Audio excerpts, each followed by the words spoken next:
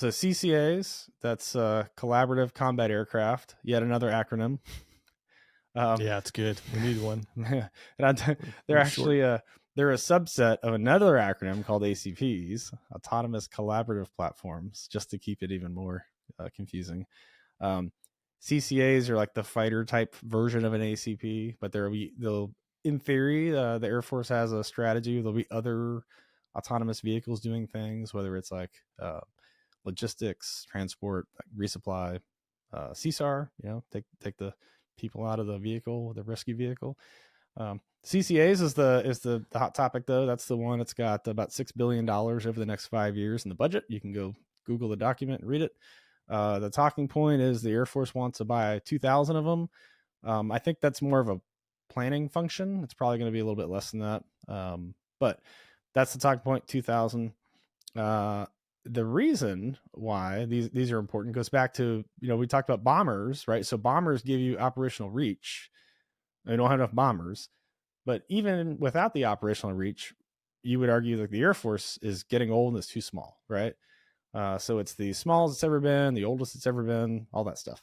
And so to jump to a different curve, how do you fix it? Like, you can't just dump more money in the industry. Like, that's kind of how we got in the problem we're at. So jumping to a new cost curve, how can we field affordable, capable mass on a timeline that matters without like spending $1 trillion? That's really where the magic trick is, right? So we can make these things unmanned, and then we can use autonomy to kind of fill in the gaps of where those manned elements would be. And I would argue that just taking the person out of some of these platforms for certain missions unlocks so much value. Like, you think about whenever you put someone in harm's way. So if you're going to commit an aircraft, that aircraft has a person, you're committing the harm's way.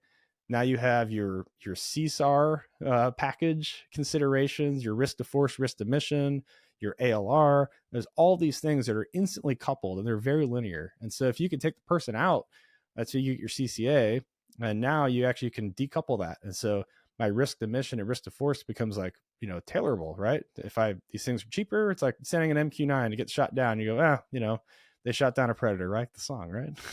It's the same thing, but now you're doing it for more high-end missions, right? So that's really what's going on. The big debate right now is how much they're going to cost, right? So we said that they had to be affordable, but they also had to be capable, and then we had to buy a shitload of them. So mass, affordable, capable mass. The House draft version of the NDAA, they're trying to impose cost restrictions to hit these affordability targets. They're $3 million for an expendable, $10 million for an attritable, and then $25 million for exquisite. So the expendable, think of it as like a cruise missile with, a swarming cruise missile, something like that. Your attritable, think of like target drone type things. Like, hey, you're going to send them waves of these and they get shot down. They're missile sponges. We don't care. And then your $25 million are like your unmanned F-35 type stuff, right? Like those kinds of missions, whether it's SEAD, air superiority. The Air Force is like, I don't know who said that. We're not doing that. So they think it's going to be like, double. So somewhere in the $40-50 million, about the half the price of an F-35. So call it $40 million. Checks in the mail. We'll see what happens, how that comes through with Congress and the Pentagon. That's probably the biggest thing, because that's going to determine what you can and can't do, right? And so if you're going to spend $40 million in aircraft, this aircraft is probably going to be bigger than you think it is. And then you get to like range, speed, payload, maneuverability, like those design attributes are going to be really fascinating to see play out. You want to build something that maybe cannot aero refuel, but flies for like 6 hours. Like, okay, like there's a design trade-off there. If it's going to fly for 6 hours though, like it's probably not going to be very maneuverable. It's just how aerodynamics work, right? Everything's a compromise. Yep. So it'd be curious to see how they not just build like a solution, but the kind of family of solutions in this space. There'll be different types, I think, for different things. But yeah, the autonomy is probably the more interesting part of it right now. An aircraft design is an aircraft design. What you want the autonomy to do and the different advances that you can, the autonomy, what you can and can't do with it. If you trust it, it's a whole field of science for that. We can have a whole podcast just on that if you want. We have a series. Yeah, the whole series, turns out. Yeah. I do that in my day job. So yeah. There's a lot to peel back on this. Oh man. So quick pivot or along the same line. So, all right, we're up against a continuing resolution here, like in 2 days, I think, as we record this. Yep. How does like a continuing resolution, government shutdown, operating off of these CRs versus a budget, et cetera, does it impact things like this? Because I always hear, the SecDef say, there's certain items, right, that we basically just keep operating at whatever the last level was as we operate on these continuing resolutions. So we're not able to either fund or sustain the things above the line. I don't know how you phrase it, but yeah, how does this impact that's right. So a continuing resolution is they have a resolution to continue the burn rate of money of the previously approved spending limit, right? So whatever it was in FY23, October 1st, FY24 hit.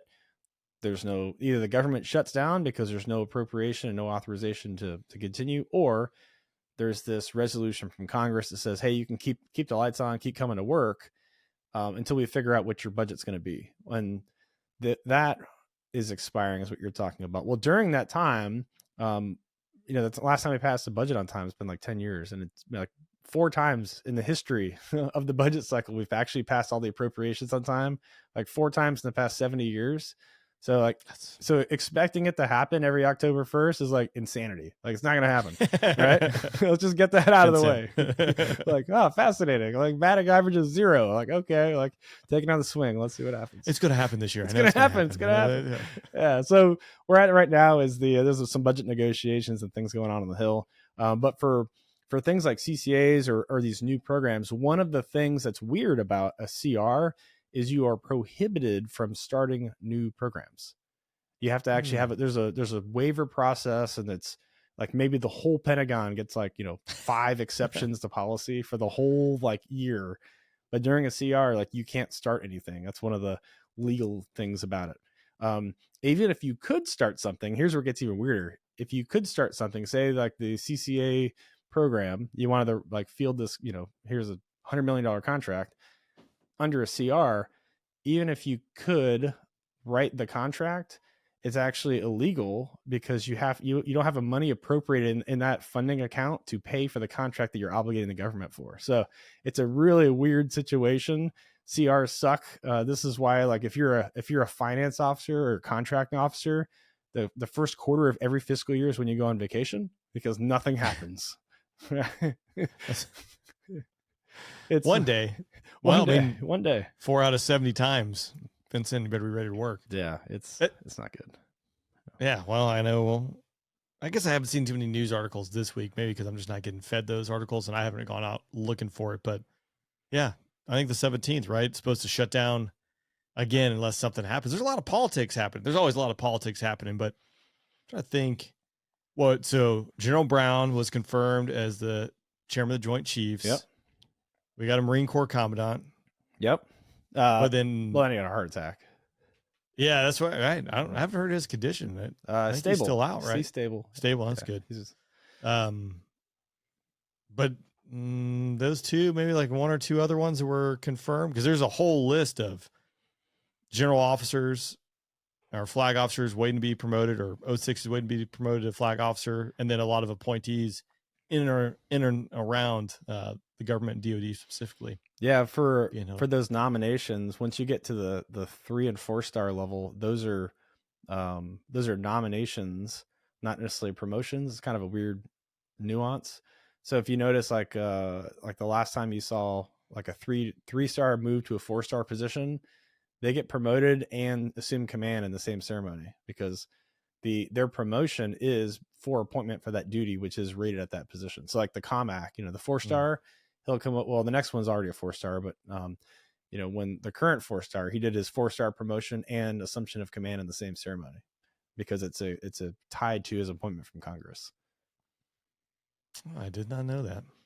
Makes sense. I mean, I guess it makes sense, but yeah, there's a lot of those guys getting held up right now. So not a good situation. Not a good situation. And now you have the ultimate situation of lame duck. right? Because no one wants to do anything and take any initiatives because they're not going to be around to follow through, and they're going to be perceived as stepping on toes of people who are going to be coming in right after them to do something, and so they're like, what do I do? So there's a lot of like silence right now going on. At AFA, actually in September, the big conference, the Airspace and Cyber, you didn't see a lot of big announcements from people in uniform because of that. Like, they're not going to do a lot of, like, let the political appointees make some talking points. Like, Secretary can talk all he wants, but the uniform people are kind of like shying away because they're all like in limbo waiting to move, and you don't want to, like, why am I going to announce an initiative at this conference and then move in 2 months? Like, that doesn't make any sense.